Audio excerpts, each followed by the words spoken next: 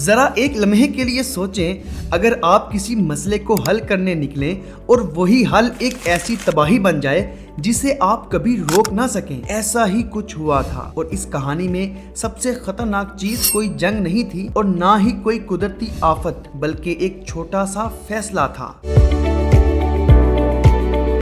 السلام علیکم، آپ دیکھ رہے ہیں زوبی ایکسپلور۔ یہ کہانی شروع ہوتی ہے 1870 کے آس پاس ایک خوبصورت جزیرے سے، جہاں گنے کے کھیت لہلہاتے تھے اور کسانوں کی زندگی انہی کھیتوں سے جڑی ہوئی تھی۔ یہ فصل صرف ایک کاروبار نہیں تھی، بلکہ پورے ملک کی معیشت کا سہارا تھی۔ لیکن پھر ایک خاموش دشمن نے حملہ کیا۔ چوہے۔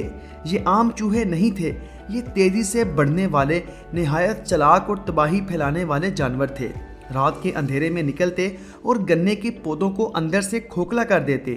صبح ہوتی تو کھیت کھڑے ہوتے، لیکن اندر سے مردہ۔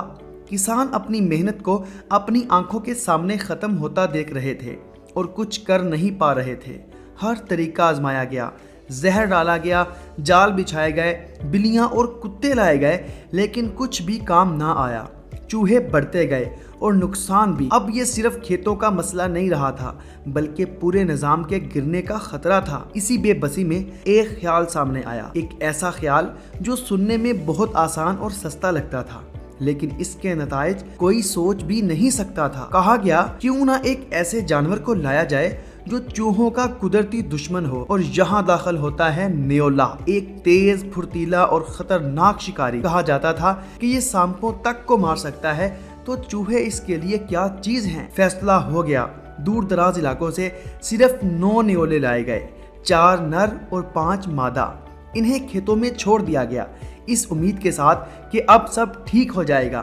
شروع کے دن خاموش تھے، کوئی بڑی تبدیلی نظر نہیں آئی، لیکن امید ابھی زندہ تھی۔ مگر اصل مسئلہ ابھی سامنے آنا باقی تھا، وہ غلطی جو سب نے نظر انداز کر دی۔ نیولا دن میں شکار کرتا ہے، چوہے رات میں نکلتے ہیں۔ یہ دونوں کبھی آمنے سامنے ہی نہیں آئے۔ دن میں نیولا تلاش کرتا رہا، لیکن شکار نہیں ملا، اور رات میں چوہے نکلتے رہے اور نیولا سویا رہا۔ یعنی مسئلہ وہیں کا وہیں رہا۔ لیکن اب ایک نیا مسئلہ پیدا ہو چکا تھا۔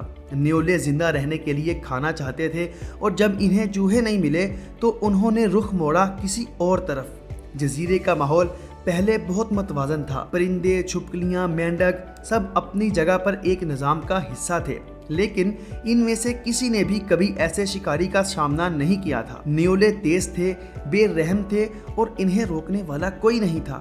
انہوں نے زمین پر گھونسلے بنانے والے پرندوں کو نشانہ بنایا، ان کے انڈے کھا لیے۔ چھپکلیاں، مینڈک سب ان کی خوراک بننے لگے، اور سب سے خطرناک بات، ان کا کوئی دشمن نہیں تھا، نہ کوئی لومڑی، نہ بھیڑیا، صرف کھلا میدان۔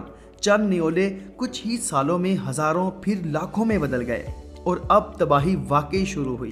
ایسے پرندے جو صرف اسی جگہ پائے جاتے تھے، ہمیشہ کے لیے ختم ہو گئے۔ جنگل خاموش ہونے لگا، لیکن سب سے بڑا دھچکا ابھی باقی تھا۔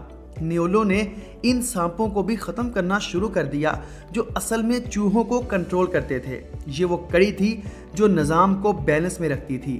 جیسے ہی یہ کڑی ٹوٹی، سب کچھ بکھر گیا۔ اب چوہوں کو روکنے والا کوئی نہیں تھا، اور حیران کن طور پر ان کی تعداد پہلے سے بھی زیادہ بڑھ گئی۔ یعنی جس مسئلے کو ختم کرنے کے لیے یہ سب کیا گیا تھا، وہی مسئلہ اور بڑا ہو گیا۔ لیکن کہانی یہاں بھی ختم نہیں ہوتی۔ جب پرندے اور مینڈک ختم ہوئے تو کیڑے مکوڑوں کی تعداد بڑھنے لگی۔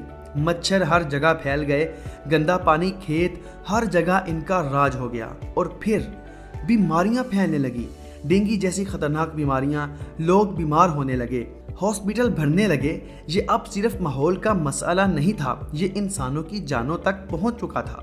اور جب لگ رہا تھا کہ اس سے زیادہ برا کچھ نہیں ہو سکتا، تو ایک اور جھٹکا لگا۔